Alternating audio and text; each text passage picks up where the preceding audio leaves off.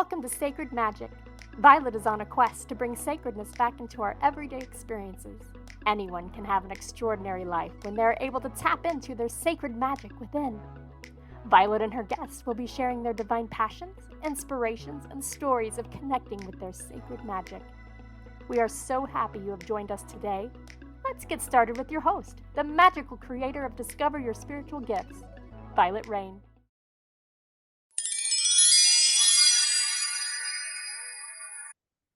Hi, everyone. Welcome to Sacred Magic Podcast. I'm your host, Vialet Rayne, and my guest is a return guest. I'm so excited, Michelle Burke.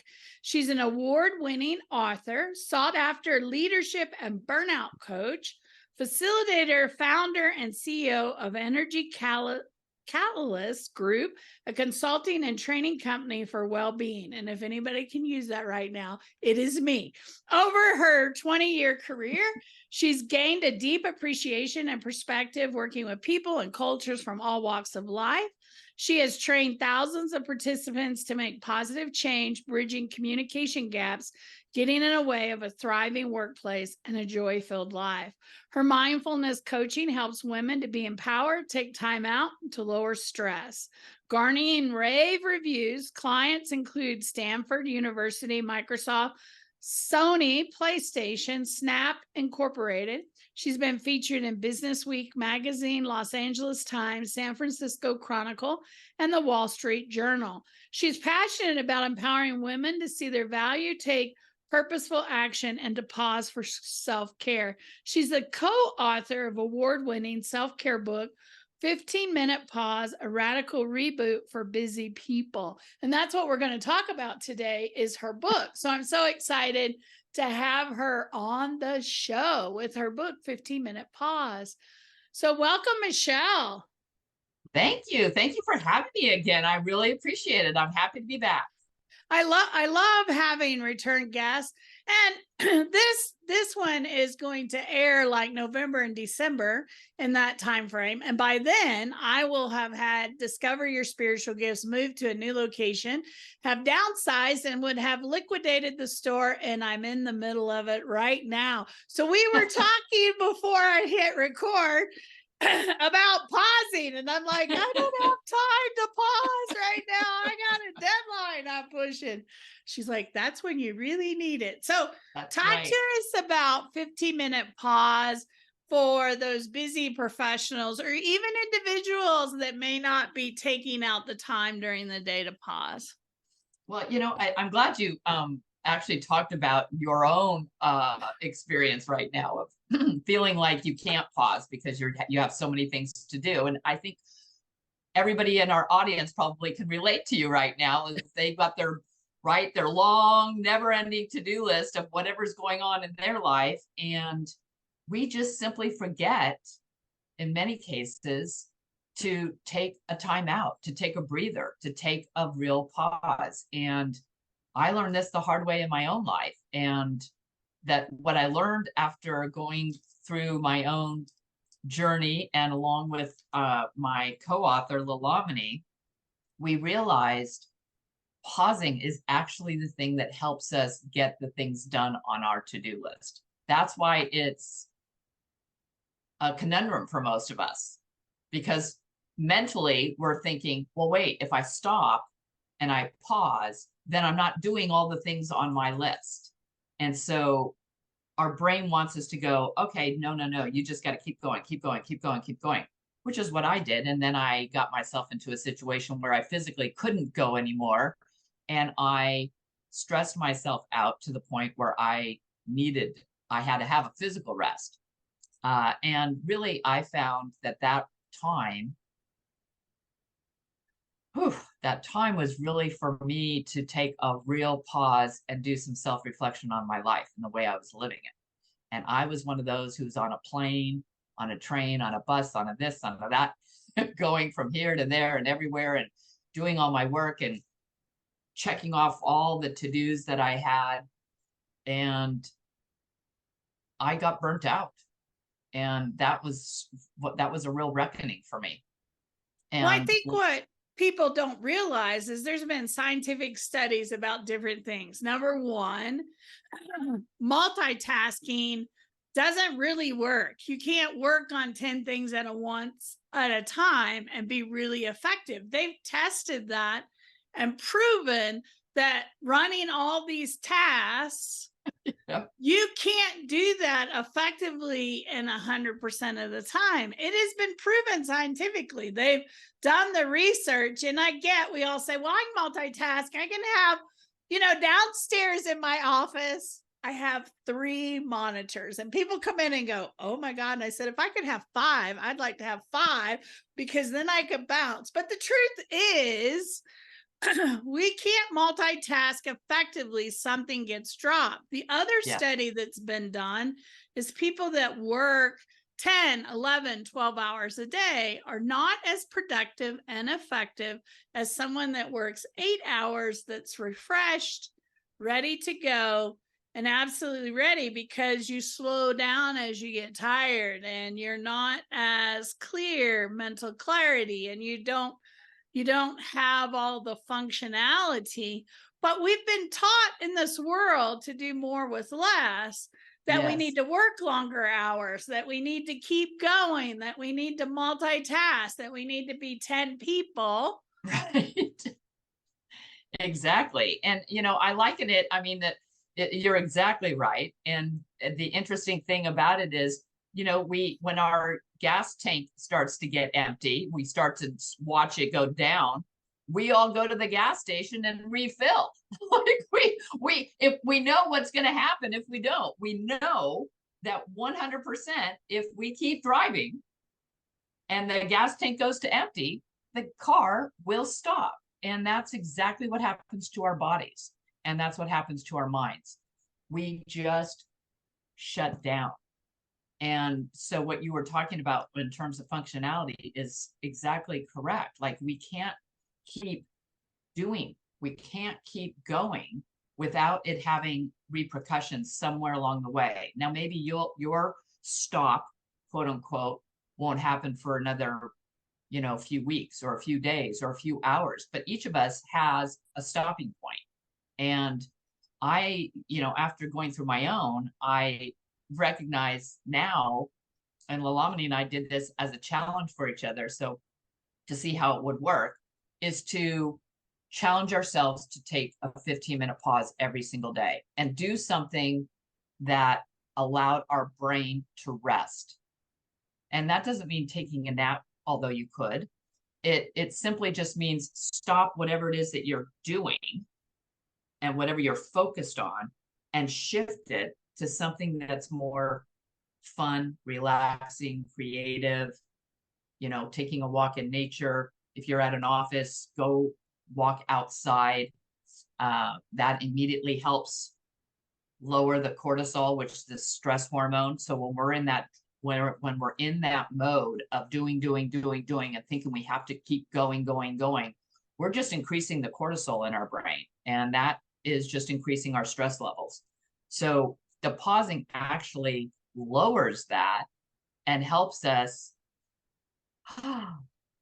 breathe, relax, and then it allows us to refocus, and we end up having more energy and more focus and more clarity, which is what you were just talking about, so that we can continue on with our to-do list. And that's why the pausing is so valuable. We've developed really bad habits as a society. We grab our coffee and our breakfast and we run out the door. We eat lunch at our desk.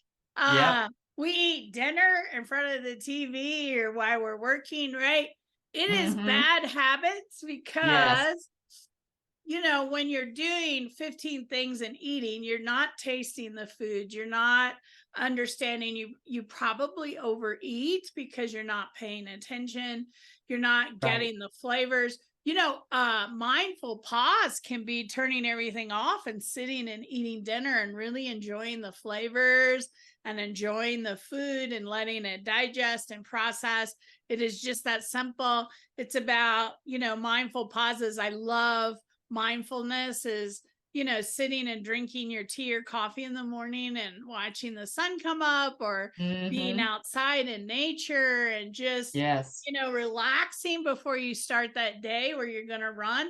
But most of us, including myself, I'll be honest, I get up, my feet hit the floor, I'm getting ready so that I can go to work. I'm running out the door with my coffee. I'm running throughout the day. I'm really terrible because when I'm at the center, I'm so busy.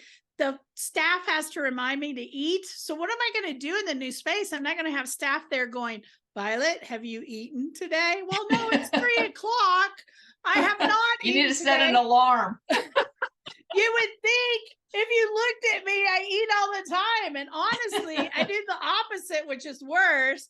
I eat maybe once or twice a day, and I eat it on the run, and I'm not allowing my body to process it. So my body stores everything because I am not on a good cycle because I'm busy. I'm busy. It's unhealthy. That's exactly right. Let me tell you, I know it's unhealthy. Yes. Right. But I know. Also, and you know what's so interesting about that is go ahead. Well, I was just going to say what you were talking about, the busy piece is funny to me because, and I, again, I've been there myself. So the busy is become, and especially in our country, it's like the badge of honor. It's like, it almost becomes a running joke. Oh, I'm so busy. Oh no, I can't. Oh, I wish I could. I'm just too busy. Oh, I'm just so busy. I can't go and do this fun thing because I'm just too busy doing all these other things that I have to get done. It's like we've programmed ourselves, and it is a bad habit of really not stopping long enough to think about what we're actually doing. I mean, I can't tell you how many times as a coach when I've worked with people, and I'm sure you have too, you've probably heard this 1,000 times.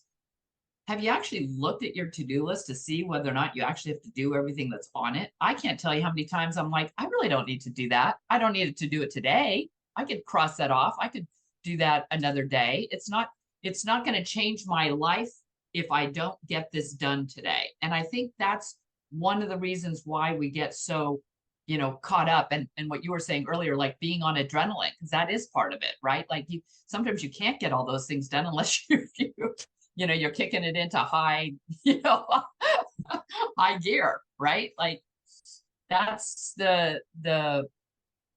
it's the part that I feel like we miss out on, the things that are meaningful and valuable when we're running from one thing to the next, when we're checking. We're actually missing what's happening in our lives. We're missing out on relationships and relating, and eating, like what you were just talking about, enjoying our food. I love my cup of coffee in the morning. We were talking about this earlier. We both love to have our coffee. I love just tasting it. I love smelling it. I love the whole process. And before, I didn't even notice it, man. It was just like it was my way to get my day started, right? I just, I couldn't even move until I had my 2 cups of coffee, and then it got me charged up and, out the door. Now I actually appreciate it and enjoy it rather than just having it be this sort of another thing that I've done during my day. And slowing down helps us appreciate those little things in life that actually give us a lot of pleasure, but we miss it because we're moving so fast. Well, and what some people may not know, what you need to understand is all of us have a different energy level. I learned that at a very young age because I was diagnosed as being hyperactive, which means my energy runs at a very high level all day long. Now, the opposite, what happens with that is I hit a wall and I down, right? Yeah. So I'm burning energy all day long. And then I hit that wall. So people go, do you sleep? Yes, because I have to have 10 hours sleep to have that much of an energy level to burn every day. And if I get less than 10 hours, I can do that for a little bit, but I have to have that 10 hours sleep because I'm burning so much energy.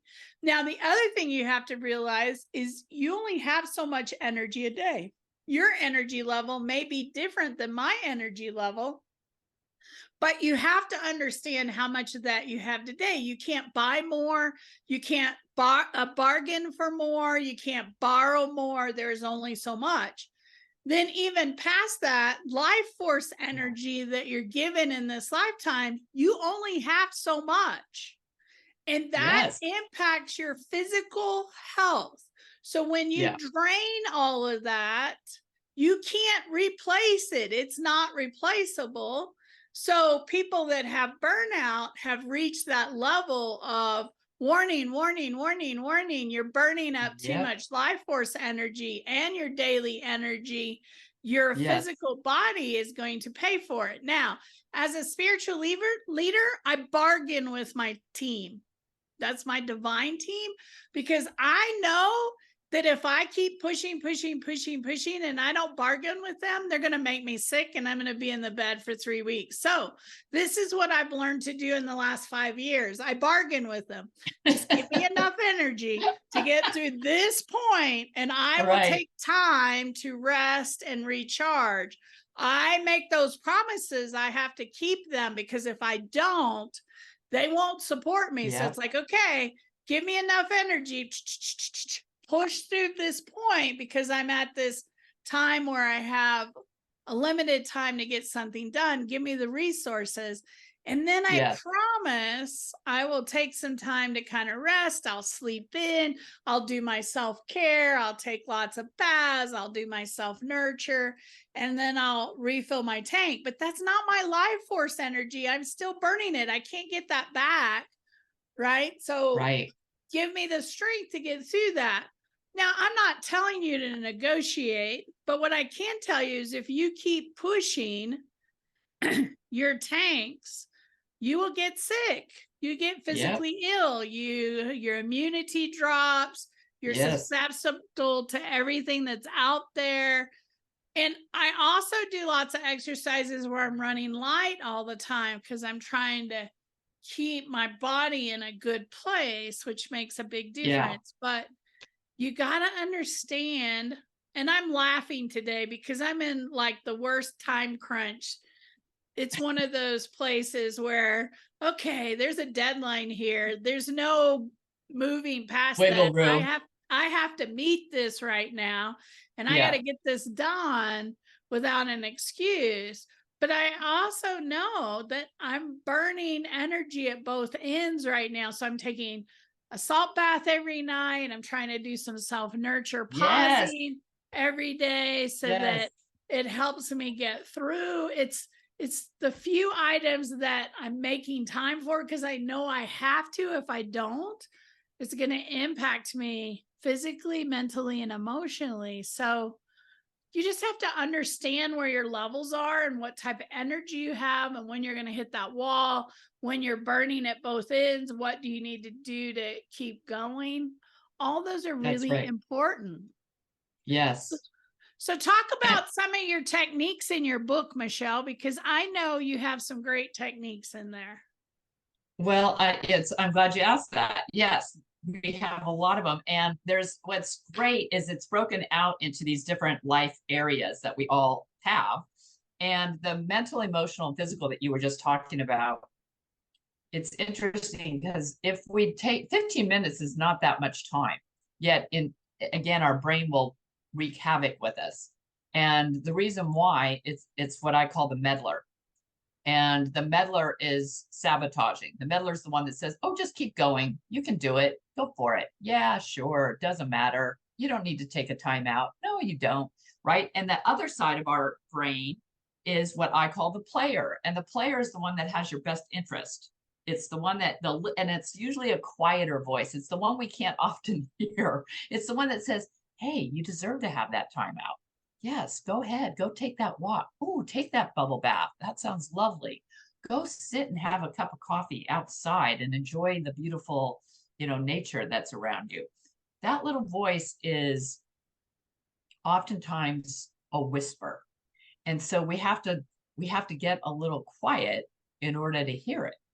And once we start tuning into it, we can hear it more and more and more. And that's the one that helps us along the way. And we talked about that in the book. We talk about, how do you quiet the meddler voice, right? The one that's screaming at us every day to get up and go, and get the player voice to come up, and so that you can hear that more easily throughout your day. The one that's your champion, it's your cheerleader, it's your supporter, and it's the one that's helping you do the self-care throughout your day, right?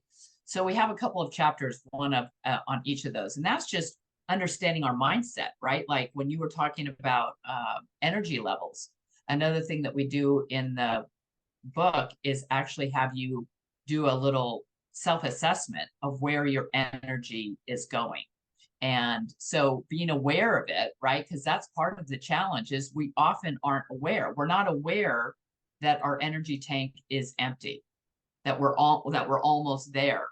And you, because of what you do and who you are and what you've been doing for all these years since you were a young girl, you are attuned to your energy levels. And most people just aren't. Most people aren't paying attention. And it requires us to slow down long enough so that we can pay attention to actually what's going on in our life and how we're feeling, and checking in with ourselves, more heightened awareness. And so the book really helps you hone that awareness. We've got self-reflection sections for each area to help you get that awareness up so that you can start noticing these things in your life and about yourself, so that you can not only pause, but really experience more joy. Because in the pause is when we have the meaningful conversations. It's when we take that time to have that bath and just relax and enjoy, that moment. What it's like savoring your food when you're taking a bite of your favorite food and really tasting it, just going, oh my God, this is so good. I want it to last. Like, it's like my favorite dessert. It's like, I notice I'll go slower because I just want to enjoy it for as long as I can. So the book allows you to go through this almost like a process in some ways to help yourself see yourself and appreciate yourself and all that you have and your energy, and be able to have a more joy-filled life. And I can do one of the quick little activities that I think is, I'll actually share this. This is a fun one because you were talking about energy tanks. So we have 7 different areas, and you actually have a way of looking at each of the areas. We go into each of the areas and I'll read them there. It's career, your soul, philanthropy, creative, mind, body, and heart. So career obviously is whatever work you're doing. Your soul is just the deepest part of yourself, right? That internal voice that's really quiet sometimes. The place that is our truest self is the soul. Philanthropy, what are we doing to give back to our community, to our neighborhood? Creative is, are we accessing the creative parts of ourselves? And I hear, oftentimes I don't know if you hear this, Violet, but I hear some people say, oh, I'm not creative. And I'm like, well, what do you mean you're not creative? Well, I don't paint. I don't, play an instrument. I don't, they think of creativity that way. And the way we talk about creativity is that it has more to do with expressing yourself from the place of who you really are. That's being creative. Maybe you enjoy being curious. Maybe you love asking questions. That's creative, and learning about other people. Maybe you have an interest in travel. That can be creative in expressing yourself through travel, right? So we can do it in a lot of different ways. It doesn't have to be a hobby, for example, or something that we are known, what we think of creative. Our mind, right? Like just checking in and noticing, what kind of thoughts are we having? Are they negative? Are they constantly downplaying what we're doing in our lives? Are we critical of ourselves? Are we, right? Like what's happening here? or is it positive? Are we encouraging ourselves? Are we listening to that player voice, right? Like, where are we tuned in our brain? And then paying attention to our body. How is it actually feeling? We will, like you were just talking about, we often go through our day and we might have a little, backache, or we might have, gosh, our foot feels, sore, from doing whatever we were doing, or maybe we're just tired, we're really exhausted, but we're pushing through it. We often don't, again, slow down long enough to pay attention to how our body is really feeling. And I love when you talked about getting 10 hours of sleep. I think that was so, like, when I heard you say that, I went, oh, right on, Violet. Like that. She knows, you need 10 hours in order for you to be at your best. Most of us don't know how many hours of sleep we really need to be at our best. Some people need 7 hours. Some people need 10 hours. I'm right in between 8 and 9 hours. That's where I left. That's my happy place for feeling really good the next day. So that's really important. Knowing what kind of food nourishes you and makes you feel good. And then the last one is heart. A heart is all about, how do we feel about ourselves, the relationship we have with ourselves, and also the relationships we have with others. How are we connected heart to heart? So we look at all 7 areas in the book, and we have a great life energy inventory that helps you assess where you are in each of these 7 areas. I love that. I love that. What a great, breaking it down so that we look at each of those areas, because it's really important that we're taking care of ourselves, and a lot of people aren't good at it. So we have a lot of people that go, I don't know what self-love is. I don't know what self-care is. I don't know what self-nurture is. This is an area where you can do that. I tell my students all the time, there are lots of different ways to do these: self-care, self-nurture, self-love. Taking baths is great. Eating your food is great. Sound baths are really good because it makes you stop. We do a lot of sound baths. So people that do those once or twice a month, I think that's really good. Hanging out with people that you love, that makes you feel fulfilled and cared about, nurtured. I think that's really important. Sometimes it can be committing to a class that you've been passionate or interested in for that creative side, so that you're getting to express yourself and learn about yourself. Those are all good things. There's lots of different ways. Everybody is different in how that helps. If you, the other thing that I keep thinking of is Dr. Gary Chapman and the 5 languages of love. We're all very different in how we show love, how we receive love for ourselves, how we love ourselves. Those causes are about loving ourselves too. They're the same thing. Is what do you need to feel loved? And how do you show love to others? It all connects when you step back and start looking at all the pieces. Yes, absolutely. And I think, the book allows you to go through it at your own pace. And I love the thing that you just said, that yes, we are all different. We're all unique, and what's going to work for you may not work for me. And that's also why we've got over 100 ways that you can take a pause. So if you're even like trying to figure out, well, what do I do? I don't even know where to start, or I'm not sure, what I enjoy doing, because we're so busy caught up doing all the checklists and all the to-do lists that we've forgotten. And one of the things that I will tell people is, go back to when you were a kid. What did you love doing when you were a kid? Because that's when we're our most truest, our most freest, most of us, not all, not all childhoods are the same, but innately, that's one of the ways we can check in and say, okay, what do I love doing? Like, I still love swinging on a swing. So if I see a park, I like to go sit on a swing and just swing. It's just so fun, and it brings me so much joy. Like, it's simple, and it doesn't take any time, and it doesn't cost any money. And yet I will be smiling from ear to ear. You couldn't pry the smile off my face if I'm swinging. I just think that is just one of the most fun things to do, even now.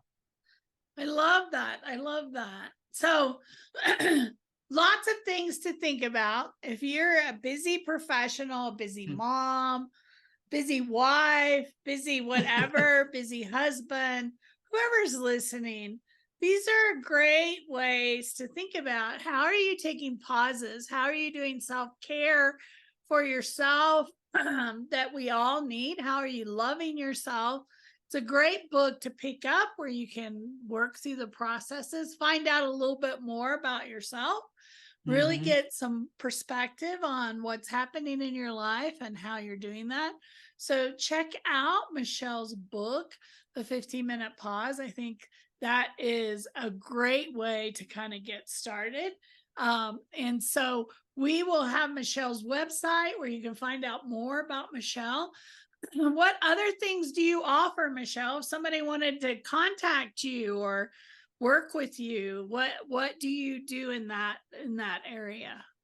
Well, one of the things that I love to do, one of my favorite things to do, and I've been doing it for a long time, I really feel like my passion and purpose is to empower and advance women in their career and their lives. I've been doing that for over, like I said, over 20 years, elevating them in the workplace, helping them achieve what it is that they want. And sometimes it's just helping them figure out what they want. I work with a lot of women who are not sure, or helping women get promoted in the workplace, to be more visible, to be seen and heard. And I just love doing that. I think women have a voice in this world, and we need to be speaking up even more now than ever before. So that's one of the things. And I think you know about our joy cards, but I'll share with the audience, for those who didn't get around to hearing the other one, is our joy cards that we created. And this is a great way to jumpstart self-care, because there's 48 different self-care activities that bring you joy. So you can always take a look at that if you're interested. And we've got some online courses and workshops that people might be interested in the well-being space. I love that. I love that. Yeah. Thank you for taking the time today, Michelle, to hang out with me again. Thank you to our viewers that viewed the show. I hope that you will subscribe and follow us on your favorite channels. And I hope that we will see you soon, either on another show or some other aspect at Discover Your Spiritual Gifts. I hope you have a sacred, magical week, and we look forward to seeing you really soon.